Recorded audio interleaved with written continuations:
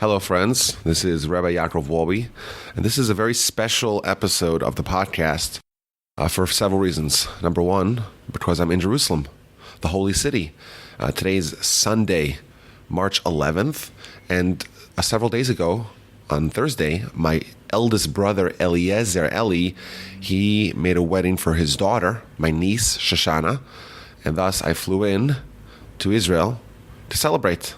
And festivities were wonderful, and the excitement was incredible, and I'm happy I came. But today is Sunday, and today I'm sitting in the home of my sister, Esther Kaplan, and we're going to be talking about something that we generally don't talk about enough. It's one of those things that a lot of people are uncomfortable to talk about. It's an issue that is quite painful and quite tragic. Because sadly, my sister Esther and her husband, AJ, they went through the most painful experience that a parent can go through when they lost their son Shlomo, who was only several months old, suddenly, crib death. And my hope is to discuss this, the whole episode, the whole story. We'll start from the beginning, and I think there's several benefits. First of all, I think for people, thankfully, who have not experienced this kind of tragedy, it's always a black box. They don't know what people are going through, and it's maybe a little bit awkward. It's a little bit uncomfortable. What do you say to a bereaving parent? What do you not say to a bereaving parent? What are they going through? What are they feeling? And I think that's beneficial for everyone. But I also think it's beneficial for us as well to hear a spiritual and religious and Torah perspective on dealing with tragedy in its immediate aftermath and beyond. Like now we're several months removed, almost a year, I would say, 8 or 9 months. What would you say, Esther? It's about 9 months. About 9 months since the tragedy. And of course, you experience a tragedy in stages, and things change over time. So hopefully we're going to hear a little bit about that perspective as well. So Esther, thank you so much for hosting me in your home. Thank you so much. I'm very excited to be here. You're excited to be here? Well, you live here. Yeah, I'm excited to be here with you. Well, I'm excited to be here with you as well. And Esther is my younger sister. How much younger are you than me? 5 years, maybe? We're 5 years apart? We're 5 years apart. So Esther's my little sister, my baby sister. And we grew up in Muncie, New York. And now you live here in Jerusalem. And how long have you been living here for? Nearly 5 years. Nearly 5 years. And you like living here? It's very special to be here. So Esther and AJ are pioneers. They are, even though they're both American, they are living in Israel because Israel is home to some of the greatest Talmudic institutions that our planet has ever seen. And the Mir Yeshiva, the yeshiva of which I too am an alumnus, is proud to have AJ Kaplan as a member in their ranks. So you got married in 2013. Correct. In June. And right afterwards you moved to Israel? Yeah, in August. So in August, you moved to Israel. So it means in August 2018 is going to be 5 years. Yep. Now, when was Sarah born? Sarah was born in April 2015. So several years after you got here, Sarah's born. Sarah is an adorable and delicious and sweet and cute girl with the most robust, delicious cheeks that you could ever pinch. And she's actually right now in childcare. Yes. In the same building that we're in here today. That's why we love living here. It's quite convenient. Downstairs neighbor. And when was Shlomo born? Shlomo was born February 10th, 2017. So a little more than a year ago. Yeah, he was my birthday present. 3 days after my birthday, he was born. I didn't think I would have him for like another week, and then he just decided that's it, I'm ready to go. He was born a little bit earlier than anticipated. 4 days, yep. And tell me a little bit about him, because he was a remarkable, remarkable baby. Yeah, what's interesting is I wasn't the only one who thought so, because like mothers usually think that their babies are amazing and special and beautiful. But I heard it from other people, like all over. I even felt when we went. So, okay, I'll start from the beginning. Shlomo was born on a Friday morning in just the quickest way. He was just, I couldn't fall asleep at night, and I kept feeling like, I don't know, am I having contractions? Am I not? Am I yes? Am I not? And AJ's sister had given birth the day before on Wednesday, so they were going to, on Wednesday nights, they were going to have a bris on Thursday morning. And when that baby was born, AJ told me, okay, just wait till after Shabbos, so that if it's a boy, my father could be here for the bris.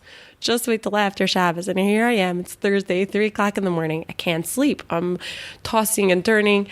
And at 4 o'clock, I wake up AJ. I'm like, AJ, I'm really sorry to do this to you, but I think I might be in labor. We got to the hospital, and he was born at 8:11.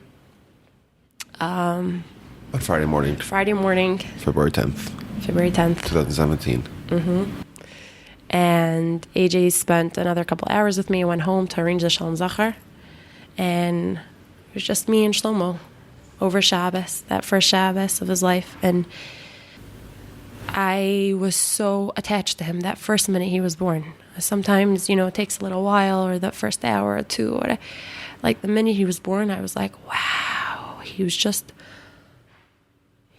so warm and beautiful and amazing. And then that day was actually, in the Hebrew date, was Yud Daled Shvat. And we were undecided about what we would name a son. If it was to be a boy, we weren't sure, because You didn't know what gender the baby was? I was pretty sure it was a boy. I had this feeling about it, a really strong feeling. But I said, if it's a boy, who are we going to name it after? 2 grandfathers and who passed away, and I didn't know who I would want to name it for. And then that day I opened up the Tehillim for Yud Daled, and the first word on there was L'Shlomo. I said, okay. I called up AJ after Shabbos. I'm like, AJ, it's Shlomo. He's like, okay. It was the quickest conversation ever. So just to explain that for those who didn't understand what exactly happened there, the book of Psalms, the book of Tehillim, is broken up for people who want to say it once a month.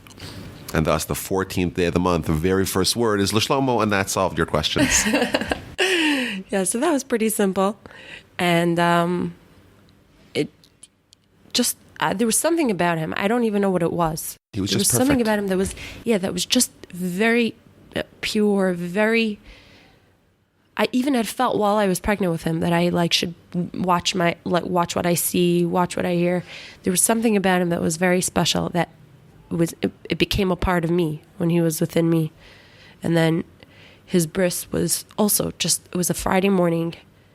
My father-in-law made it. He brought in my husband AJ's 3 brothers with him to the bris. That was very special for us. And people were it was just unique, very unique. It was a very special bris. People were just saying, I was so happy. It was so beautiful. It was so, I don't know why. And that's just how he was. And then a few weeks later, we went back to New York to be with my parents and in-laws for Pesach. And my father kept saying, you have to hide him. You can't bring him outside. He's so beautiful. You can't bring him outside. People would say comments like that about him. He's unique. He's special. There's something about him. I don't know. And another strange thing was that I was very frantic about him. I would go check up on him when he was sleeping. Every 15 minutes I could go at some points. I don't know what it was. Maybe it was God preparing me for what was coming. Maybe it wasn't. I don't know. But I felt like I had to pray for him to live. It was very strange because he was perfectly healthy. This is something you didn't feel like with Sarah. No, I didn't feel that with Sarah. And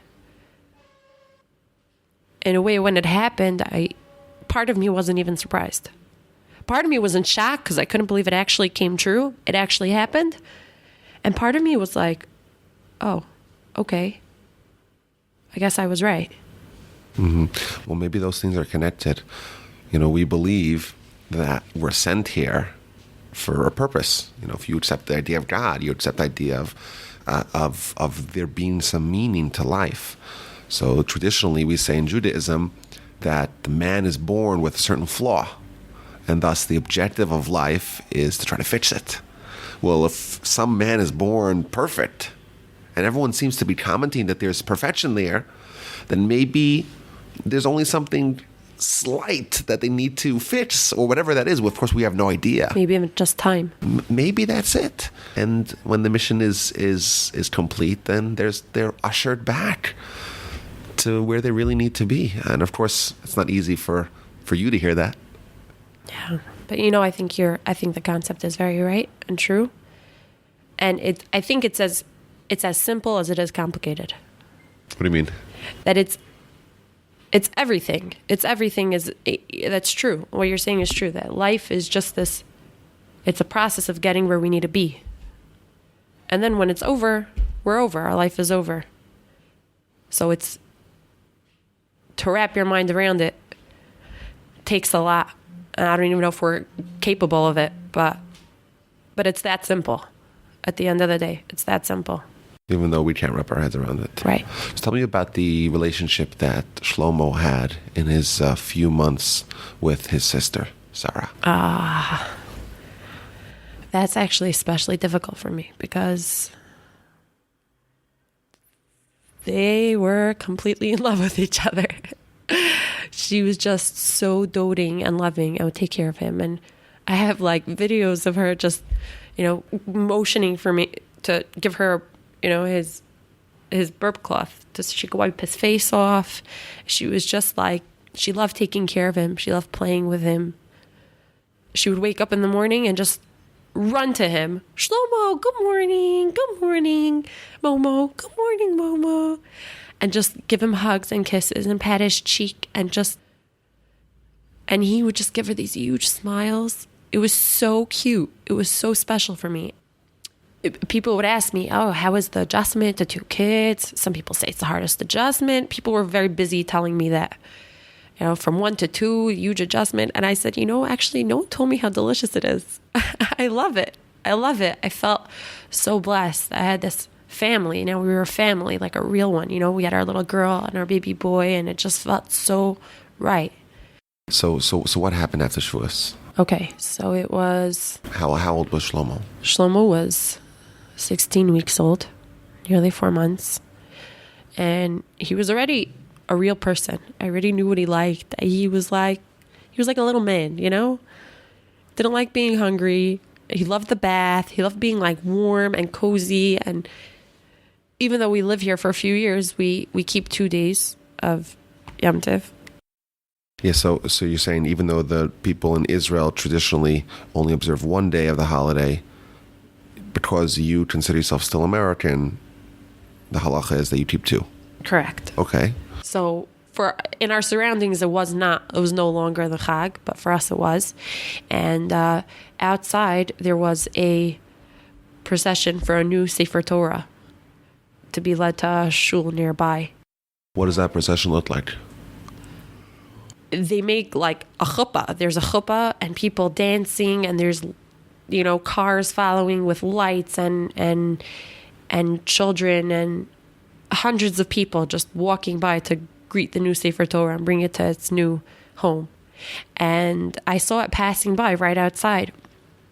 So I went downstairs with my sister-in-law and the kids. She was here with us, my sister-in-law Ellie, and we went downstairs together and we went outside with the kids and we were following it. And then we came back up and it was about 7:00. AJ had already left to go learn and daven. And we came inside and I nursed him and I changed him and I was playing with him for a little bit. And at about 8:00, I put him in to bed. And I came out, and it was strange because he would usually cry, and I would have to give him his pacifier 6 times before he actually fell asleep. And he went to sleep really nicely. I even commented, hey, Shlomo went to sleep so nicely. And strangely, I didn't go in to check on him. At about 9:00, after we had already made Havdalah, we were, starting to clean up and get ready for Shabbos because it was Thursday night. I put Sarah into bed, and I decided to go in and check on him. And right away I saw that something was wrong because he was facing downward, and his face was like scrunched into the blanket. And I knew right away that something was wrong because he should have picked up his head and moved it to the side. So I quickly turned his face, and he didn't respond. And I started screaming, and I pulled him out, and I said, Shlomo, Shlomo, wake up, wake up. And I'm thinking to myself, this can't be happening. I can't deal with this right now. My life is perfect. I can't deal with this right now. It can't be happening. And I pulled him out, and AJ ran over, and I was just literally just trying to pump his heart, trying to pump life into him because he has to wake up. He cannot wake up. He's perfect. He's my baby. And within a few minutes, we had our house filled with like 20 paramedics, and they were all trying to revive him. And we were sitting in the living room just complete shock of what was going on. And after about 40 minutes or so, they said, okay, we're going to take him to the hospital. And I remember just thinking to myself, why are we taking him to the hospital? Like, what's going to happen? You've been here for 40 minutes. But they took him, and we followed with my brother Ellie, sister-in-law Malki. They drove us to the hospital. And by that time, I already really didn't have any hope that they were going to be able to save him. I was even thinking to myself, just let him go. He has to go. Let him go. And we got there, and for another, half hour or so, they were, again, trying to revive him, resuscitate him. And then they finally came out and said, I'm sorry, we weren't able to save him. And then we started working on funeral arrangements. It's just amazing about life is that you don't know what's going to be from one minute to the next. We think life is a promise. It's not a promise. We have it today. We don't know what's going to be tomorrow. We don't know what's going to be in 5 minutes from now. And that was this feeling of utter helplessness, inability to know what, you have nothing to hold on to. Nothing to hold on to. So they asked us if we want to go in and say goodbye to him. So for a minute, we weren't sure if we wanted to. And I said, you know what, AJ, if we don't go in now, we're going to regret it. So we went into the room. By that time, he already didn't look alive. You suddenly realize what it means that the soul that God puts inside of us is what gives us life, because it wasn't there. It wasn't him. I saw his body, but it wasn't him anymore. And we said Shema with him. We sang Hamalach Hagoah and Adon Olam. We put him to sleep, and we let him go. Sorry.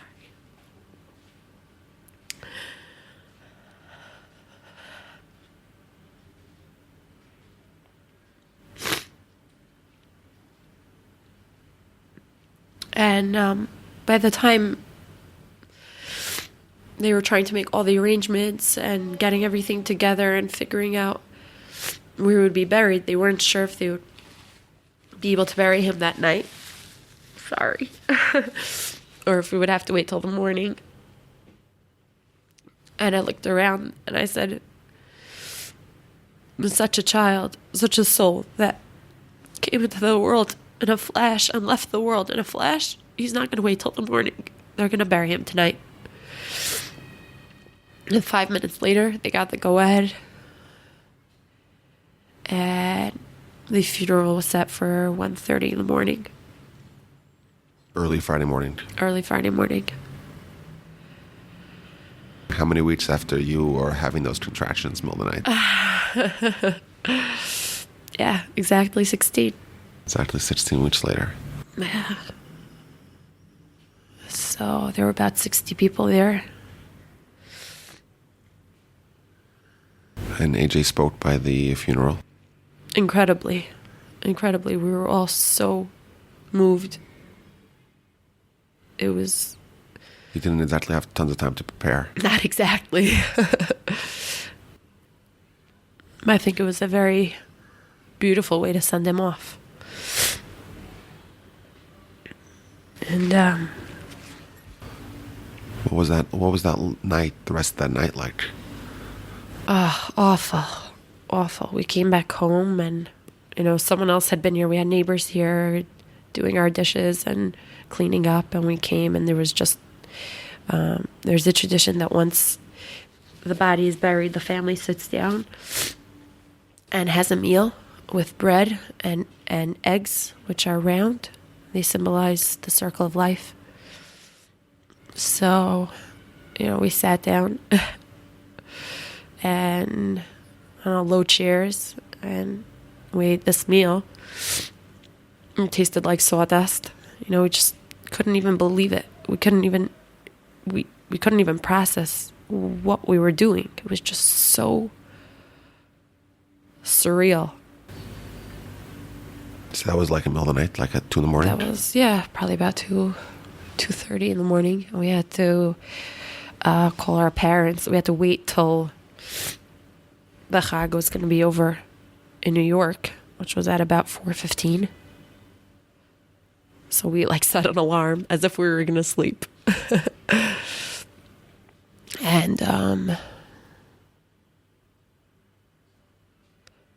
we obviously didn't manage to fall asleep, but at 4:00 we called our parents. We were just, even though we knew they couldn't even pick up the phone yet, we were just calling. What was that conversation like? It was just, that's the last phone call you ever want to make, ever. Or one receive. Or receive, that's for sure. But it was, I knew I should probably speak to my father instead of my mother. And it just took him a few times for me to tell him, for him to process what I was saying. I get on the phone, he picks up the phone, and I said,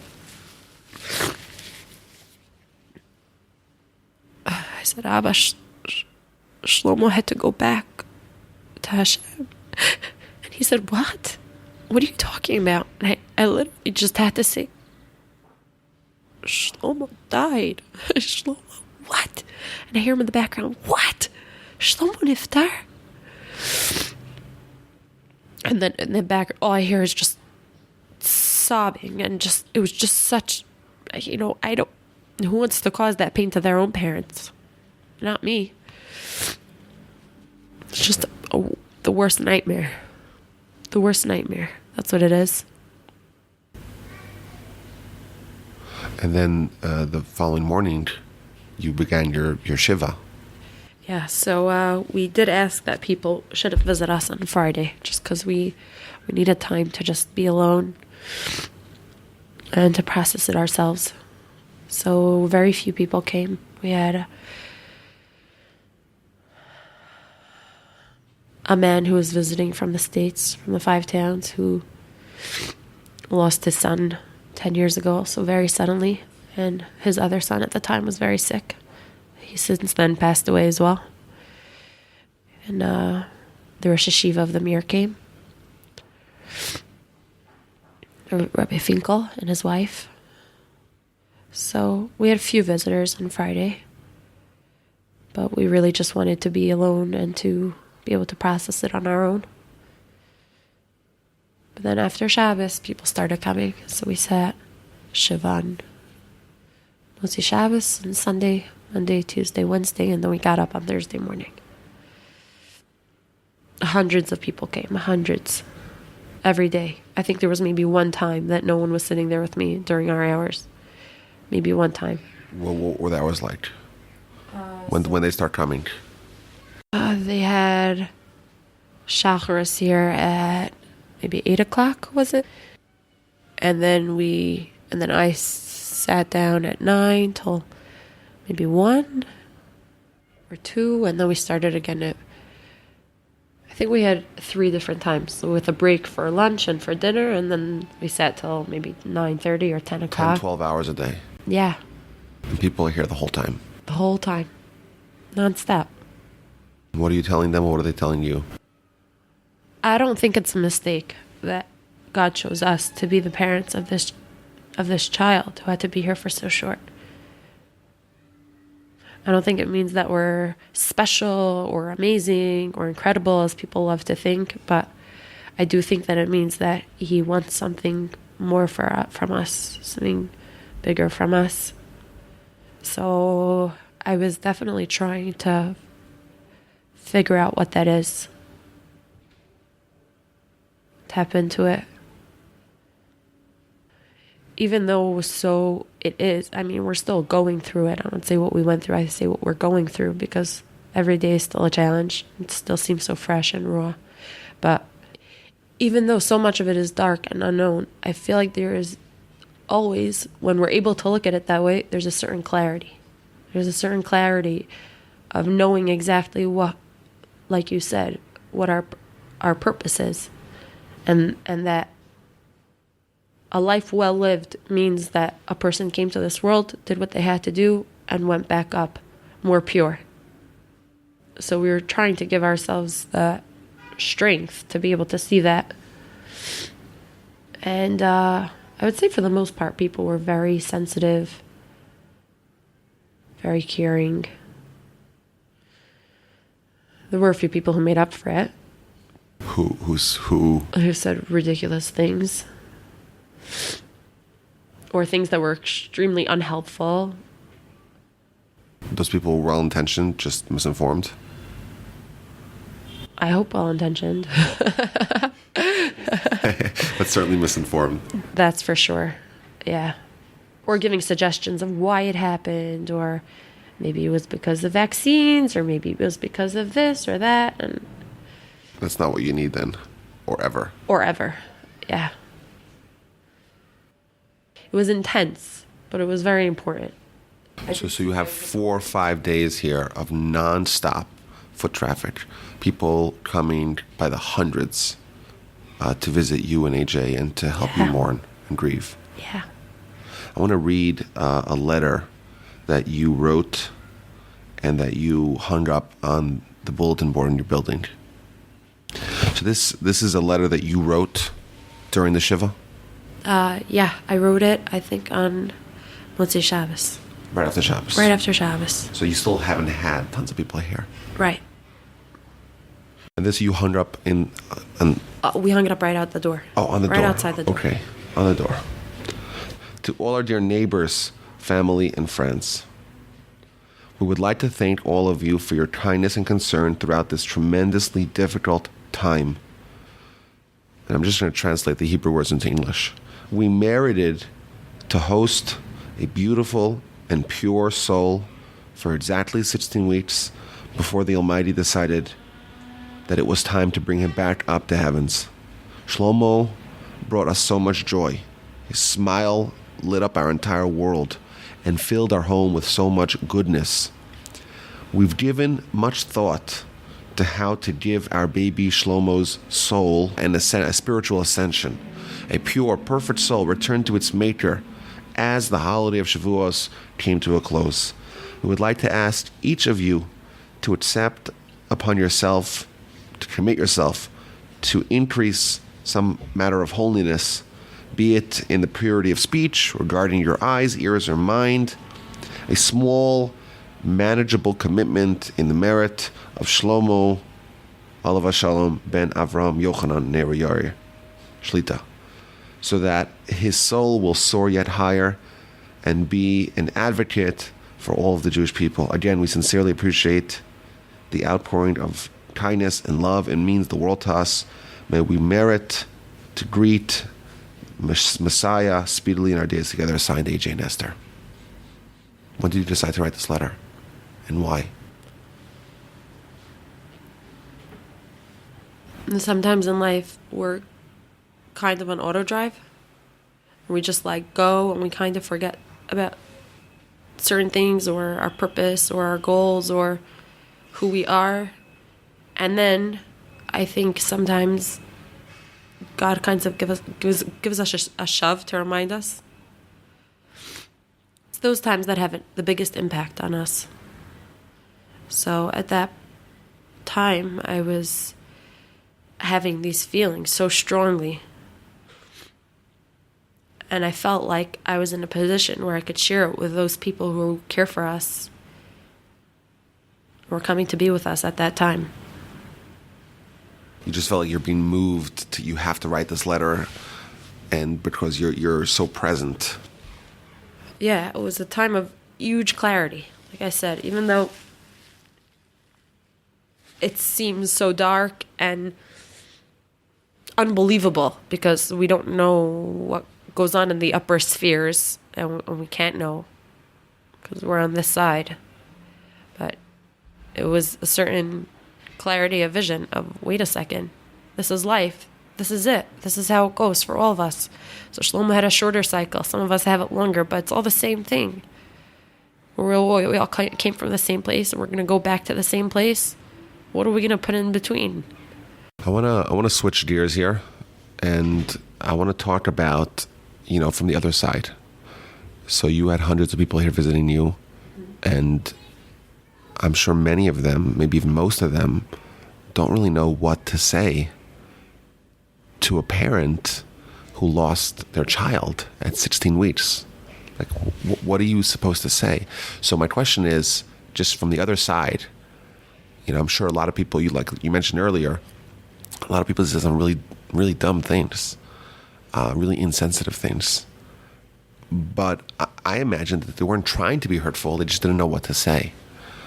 So maybe, you could help the audience by telling them, like, what does a mourning parent want to hear and needs to hear?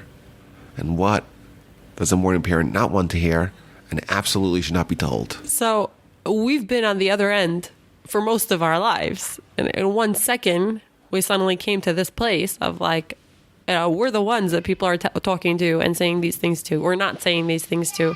I think that everyone's different because I've spoken to other grieving mothers, and I do see that everyone's different. I even see with myself. Sometimes what works for me for 1 minute and is helpful to me, the next minute is not helpful at all. So it for sure varies, and there's no set rule. The one thing that I think is almost unanimous that a parent doesn't mind and appreciates hearing is, I'm thinking of you. You could say it with words, you could say it with a card, you could say it with, something else, a gesture, but I think that is the nicest thing for us to hear, because you don't want anyone to say, I understand you, because no one understands you. You don't want anyone to say it's going to get better, because right now it doesn't feel good. But when people say, I'm thinking about you, it just helps you feel that you're not alone. I know for me, that's usually something that I really appreciate hearing. I really appreciate that. So not to say it's going to get better. Not to say it's going to get better. No, don't make me promises. Other people will say, oh, you'll have more kids. And to me, that doesn't even, that's not even relevant. Because what does it have to do with it? I miss Shlomo. I want Shlomo. I'm not talking about other kids now. I love Sarah and I love Shlomo, and they're both my kids. And I realize that every child that's born has a new place in your heart. They open up a new place in your heart. So when if that child is gone, that place is still empty. Even if you'll have another child and you'll get another piece in your heart, it's still, that child's part is empty. So it's like comforting someone who had their right shoulder lopped off. Say, well, you have your left arm, right? How bad is it? Exactly. So,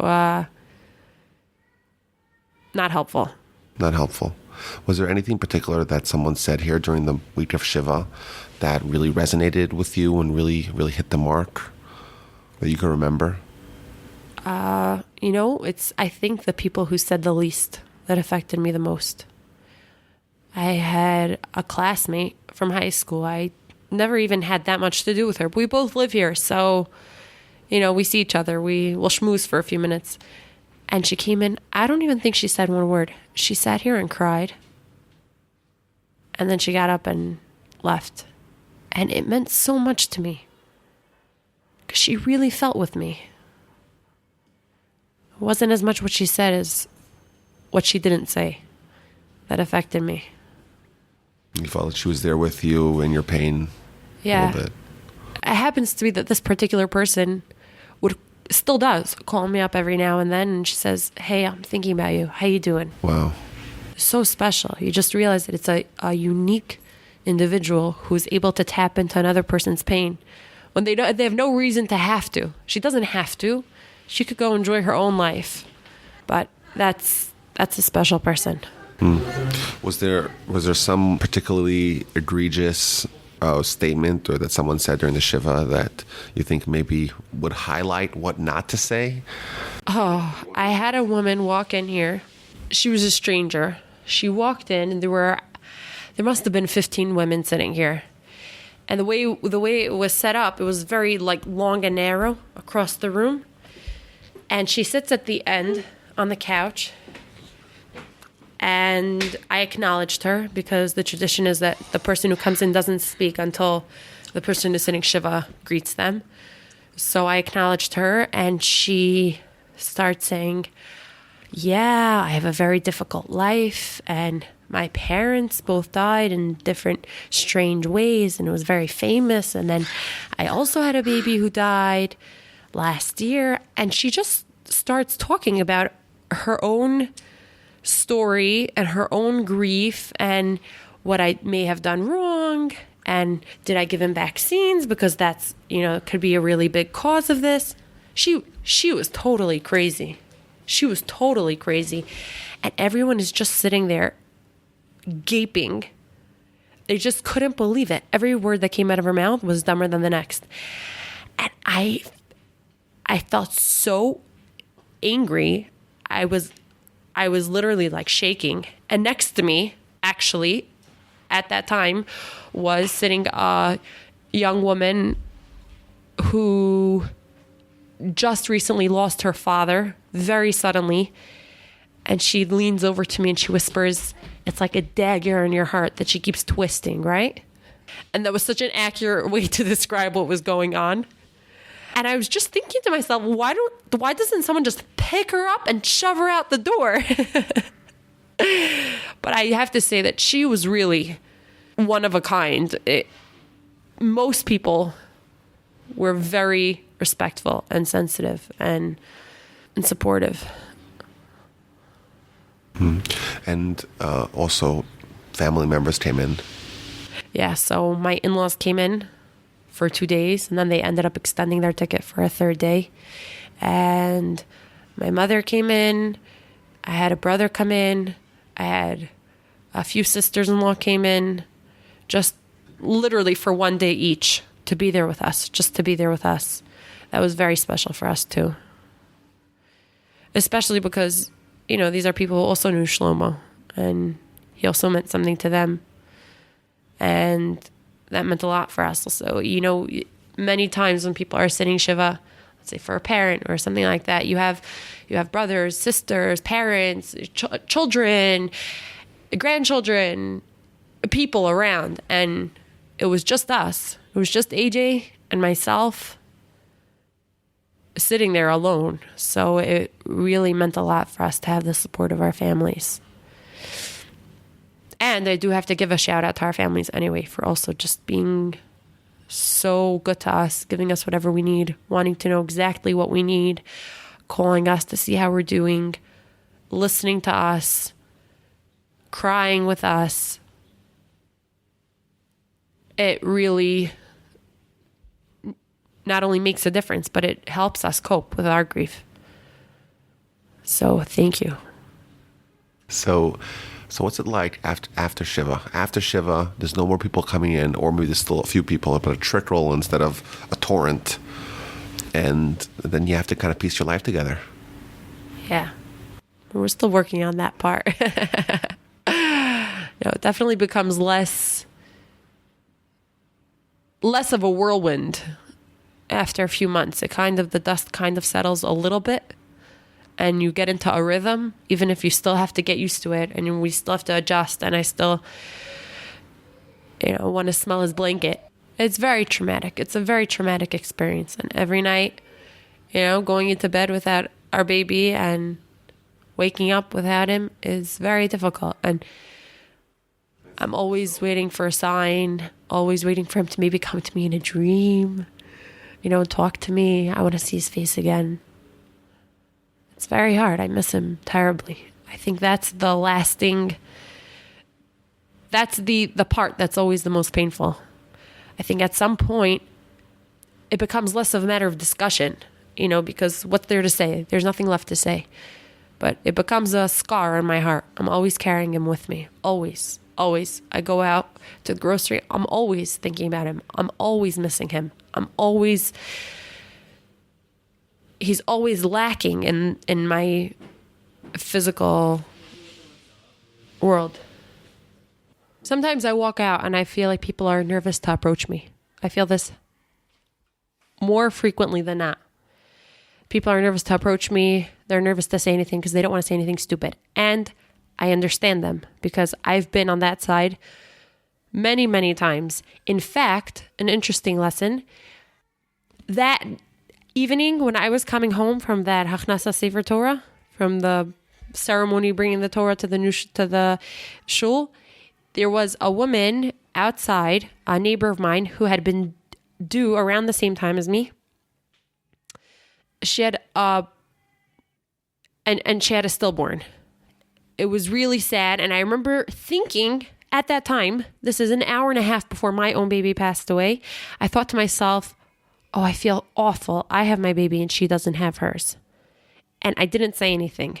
And afterwards, when I thought about it, I said, you know why she came outside? It must be to have been a lesson for me right before, literally so close. It couldn't have been closer to when I was going through this pain of my own. To show me that even I made this mistake. That I didn't say anything. I didn't say, and I was feeling it. I was feeling so sorry, but I didn't know what to say. I didn't know what to say because I felt so awful that I didn't say anything. So what would you advise yourself or someone in that situation right now? Like, what should they say in such a situation? I'm sorry. I'm so sorry. I'm sorry for your loss. I'm sorry about your baby. Even randomly, it's the middle of the day, randomly. Yes. She didn't forget about it. One thing that people should know is that a parent doesn't forget their child, ever. If someone brings it up and thinks, oh, I don't want to make it painful for them, I don't want to make them sad, you're not making anyone sad. Trust me. Whatever's there is already there. It's already on our mind. It's already in our heart. You're not reminding us of anything. It's constant. It's with us. Do you think that there's not enough emphasis or education in the community about how to deal with bereaved individuals or bereaved parents or situations like this? I think it's a very emotional, very personal type of thing. I think parents vary in their reactions and what they want people to do. I happen to be a very open type of person, and I appreciate when people ask me what I want, or people ask me how they want them to approach it. Not everyone's like that. And besides for that, it's very difficult to do that. Only a very emotionally in touch, emotionally healthy person could go up to another person and say, listen, I want to do whatever you need me to do. What is that? It's a very difficult thing to say to another person. It really is. And I understand that and I know that. So usually the smartest thing is on the, silent end. But like I said, I do think that I'm thinking of you, or I'm sorry for you, or even just a hug, it goes a long way. I think you usually can't go wrong with that, even if there's nothing to do. Now, tell me about how things changed. So now we're 9 months. So we spoke about the Shiva, and the Shiva, you felt like you're being just guided, like you're just so clear what you need to do. But then after the Shiva, and people stop coming, and it's slipping away, like you feel it's slipping away from everyone else's mind, but it's still fresh and raw for you. How are things changing? Like, do you notice something different like a month later or 2 months later or 5 months later? Is it getting better? Is it getting worse? So grief is a very interesting process because it does have stages, and it's interesting to see myself going through the stages. You know, when I'm angry or when I'm sad or depressed or just feeling it or feeling hopeful. They're all stages of it. And what I told myself right away is that I'm not going to force myself to do anything or feel anything for a year. A full year, no rules. And I'm grateful that I had that insight because I think that's the right way to approach it. I think God put into this world this grieving process. That's the way it's supposed to be. Yes, you're sad. Feel sad. You're angry. Feel angry. Don't try to resist. No, it's part of it. You have to go through it in order to get through it and get past it. And I do feel like it's a spiral. You know, you keep going, you go around to the same thing, but every time it's different. You come around to that sadness, but the next time it's a little bit of a different sadness. It's different. It's not, in ways it gets easier. In what ways? Say it becomes more routine, I would say. I'm not waking up in the morning feeling around for him. Where is he? Where's Shlomo?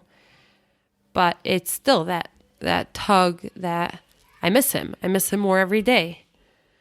One of our brothers had traveled to the States for a few days, and he came back, and I said, how much did you miss your kids? You need to be there. They're your kids. You need them. So we miss him. We miss him more each day. So what about you personally, you and your husband? Like, how have you changed, or how has this tragedy, has it affected your life, your perspectives? What decisions did it impact? Like, do you feel like you've grown in certain areas as a result? Yeah, I definitely think that we've become stronger in our faith, stronger in our beliefs that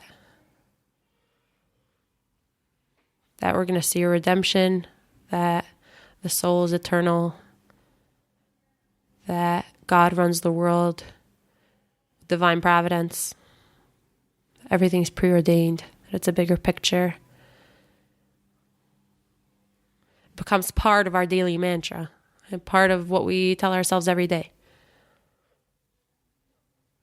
Because we're living it. So definitely becomes truer. And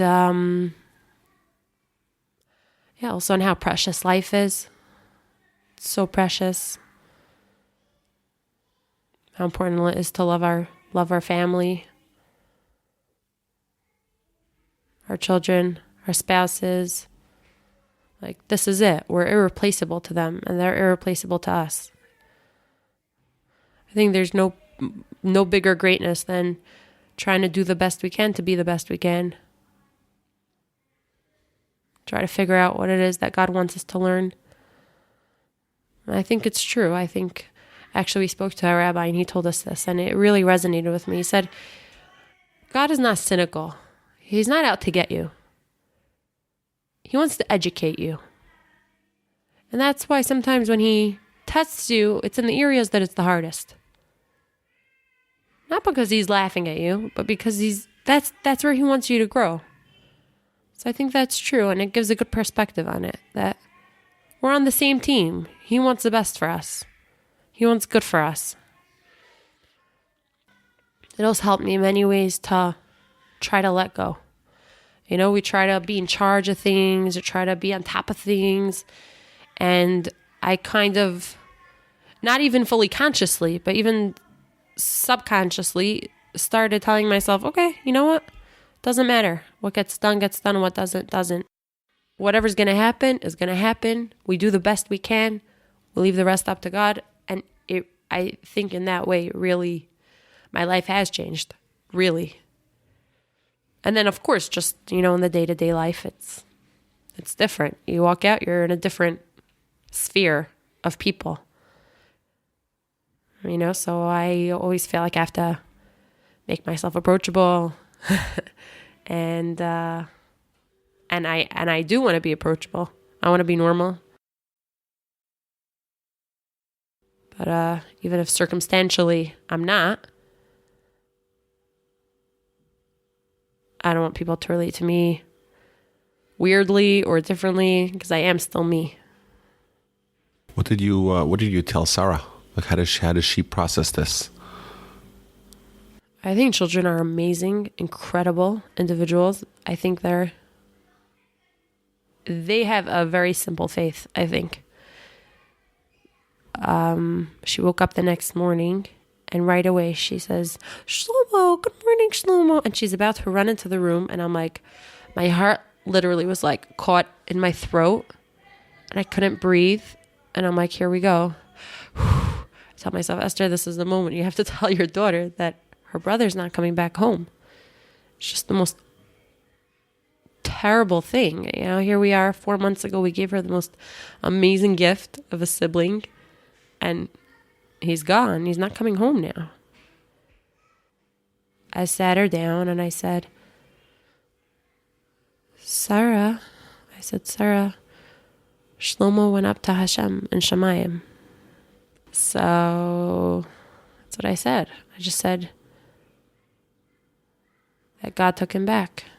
And she accepted it without question, without a word. It was like, okay. I sometimes wonder what's going on inside of her. Is it more complicated than I think? I don't know. I really don't know. Do you still speak to her about it? Yes, all the time. All the time. She wants to see pictures of him. I want to see Sarah and Shlomo. She wants to see videos of him. And I want to show it to her because I want him to always be a part of our lives. He is. He's a part of our family. He was taken from us, but he's still part of our family, always. I see that you put pictures all over your house of Shlomo. Yeah. I would imagine that some people maybe would have the opposite inclination. Yeah. But you feel like it's better for you to not remove him from your mind, from your life. Yeah, 100%. I think it's very important for us that he should always be part of our home and of our family. He's taught us a lot, even in his death. And besides for that, we feel like he's our angel watching us from above. We really feel like that. So, yeah, we're always going to have whatever remnants we can have of him in our home. So what would you say to someone who wants to help and not in the immediate aftermath of tragedy, but later on, months later, maybe even years later, people who are good intentioned and that they really care about the well-being and the recuperation of those who suffer great loss? How would you advise them to navigate this? So I think it's very important for people to know that everyone grieves differently and everyone pains in a different way. It's also very important not to suggest that people do a certain thing or to give advice that's unsolicited. I think that's a key suggestion that no one wants your opinion. Don't give your opinion. Sometimes for other people who, I'll say it personally, people who love us, they want the best for us. They don't like to see us in so much pain. They say, it's hard for me to see in such pain. Maybe, try to move on in this way or that way. Maybe try to. It has the opposite effect. That's wrong for us. what's right for us is for someone to say, I'm here for you, for whatever you need. You need anything, I'll be here for you. So what are some of the suggestions that you may have heard that rubbed you the wrong way? Or So one example is we had a family friend who had visited in Israel. Mind you, we never heard from her during Shiva. She never called us or contacted us or tried to reach out to us. And one day we got an email forwarded from 3 other people that she had contacted a friend of hers who was a therapist here in Jerusalem. And she said, oh, we have family friends who just lost a child. And, would you be willing to see them or to talk to them, to counsel them? And she had responded, the therapist had responded, oh, so nice to see you care for them. Have her reach out to me. Now, she forwarded this to someone who forwarded it to someone else who forwarded it to a family member who sent it to me. Now, this was, I understand, very well-intentioned. She really just wanted to do the right thing and help us through this. But that was not in any way helpful. She didn't show us that she cared. She didn't do anything to show us that, it was on her mind or that she wanted to help us out or that she was thinking of us. She took into her own hands what she thinks we need. So that was really actually a shock for us and very upsetting to us. It wasn't empathetic to us and to what we were going through, but it was more like, okay, problem, solution. Problem, you're in pain. Solution, let's find a way to get rid of the pain. Pain doesn't work like that. It's more than just an emotion, more than just a feeling. It's a state of being. It's very deep and very great. And there's no reason to try to get rid of it or to have someone else get rid of it, because life doesn't work like that. I always quote from the episode where Abraham's wife Sarah dies, and she was a 127-year-old. She wasn't exactly a young woman. Mm-hmm. And even though Abraham, if anyone understood like the psychological or philosophical dimensions of loss and tragedy, it would be Abraham. The titan of philosophy. Yet what does he do? He eulogizes her and he cries. You would think, well, if there's a problem, if there's pain, solve the pain, right? Deal with it on a more immediate level. But no, Abraham addresses, if Abraham needs to do it, we of course should do it, the emotional aspects, the talking about the loss and grieving and crying, and dealing with everything else at a later point. And I always say the Torah tells us that story. I'm sure there's a lot of people who had eulogies and mournings and burials and the like, but it tells us the story with Abraham to remind us that we too, if Abraham needs to have this period of suffering and emotion and dwelling on the pain and crying and eulogizing, that is the way it has to be for everyone. So looking for solutions to try to solve the pain or to eradicate the pain or to avert the pain, that's not helpful. Right. I want to talk about some of the plans that you have or things that you've done to try to memorialize Shlomo. I understand there's some sort of big campaign that was undertaken to donate something in his memory. You want to talk about that? Sure.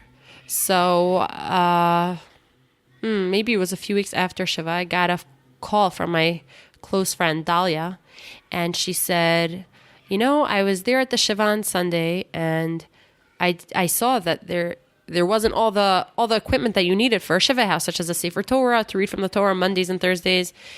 It wasn't available yet. It wasn't there, and no one knew how it was going to get there. And I thought to myself, there's an organization in New York called Misaskim, and they provide all these things for Shiva houses. And she said, where's Misaskim? And she called them up, and they said, well, we only deal with these situations in the United States, but why don't you give a call to Zaka?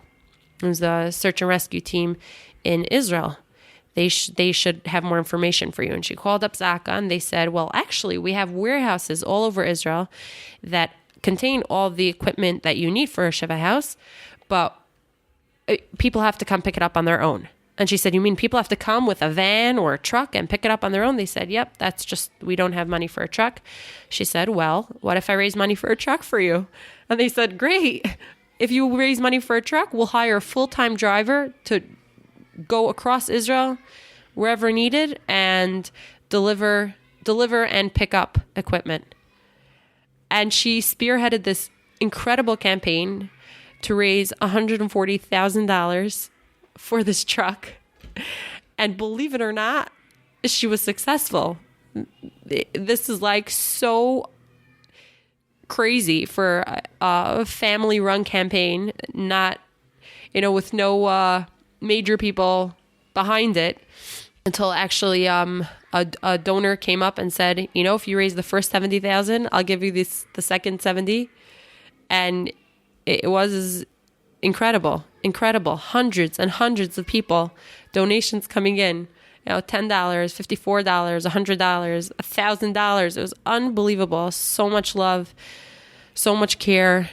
And we're really grateful. And it should actually be up and running really, really soon. This is going to be a truck, like a mobile truck, to go provide the paraphernalia and equipment for Shiva homes. Yes. So like chairs and books and prayer books and a Torah scroll and everything. That way a couple or a family that experiences tragedy, at least they shouldn't have to run around the neighborhood to try to assemble all the things needed to mourn properly.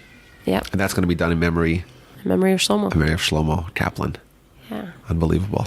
Besides for that, there was someone who, during Shiva, I'm not sure if it was because of our letter, I don't know, perhaps it was, but they put up a sign. I didn't even know who it was till afterwards. They put up a small sign and it said, if you're willing to accept upon yourself a small resolution in honor and memory of Shlomo, please write your name down. And people wrote their initials. And I think we had, I don't know, maybe 100 people wrote their initials down on there. And I remember just looking at that page and my eyes welled up with tears. I couldn't believe it. These are people who, we were close to or not close to, who came in and were inspired and moved and said, you know what? Here's a child who didn't have a chance to do mitzvahs on his own during his lifetime. I'm going to do something for him. It was very special, meaningful to us. Very.